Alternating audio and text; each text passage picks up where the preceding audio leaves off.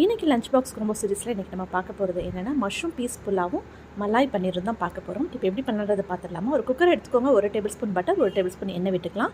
Whole garam masala எல்லாமே சேர்த்துட்டு ஒரு வெங்காயம் நீளமாக கட் பண்ணி சேர்த்துருக்கேன், ஒரு பச்சை மிளகா, 1 ஸ்பூன் இஞ்சி பூண்டு பேஸ்ட்டு, கொத்தமல்லி புதினா சேர்த்துக்கோங்க, ஒரு 1/2 கப் பச்சை பட்டாணி சேர்த்துருக்கேன், 1 கப் ஃபுல்லாக மஷ்ரூம் வாஷ் பண்ண மஷ்ரூமை போட்டுட்டு எல்லாத்தையுமே நல்லா வதக்கி எடுத்துக்கலாம். இப்போ 1.5 கப் தண்ணி ஊற்றிருக்கேன். கொஞ்சம் மஞ்சத்தூள் போட்டுக்கலாம். நான் 1 கப் ஜீரக சம்பா அரிசி எடுத்துருக்கேன். 10 நிமிஷத்துக்கு நல்லா ஊற வச்சுருக்கேன். ஸோ அதையும் போட்டுட்டு குக்கரில் மூடி ஒரு 2 விசில் வச்சு எடுத்துக்கலாம்.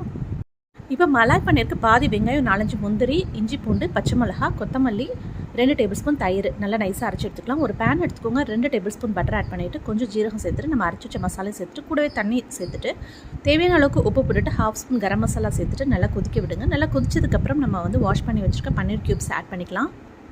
இது எல்லாத்தையுமே நல்லா மிக்ஸ் பண்ணிவிட்டு மூடி ஒரு 3 நிமிஷத்துக்கு நல்லா குக் பண்ணி எடுத்துக்கலாம். கடைசியாக கசூரி மேத்தி, கொத்தமல்லி தூவி இறக்கிட்டிங்கன்னா சூப்பரான மலாய் பன்னீர் ரெடி.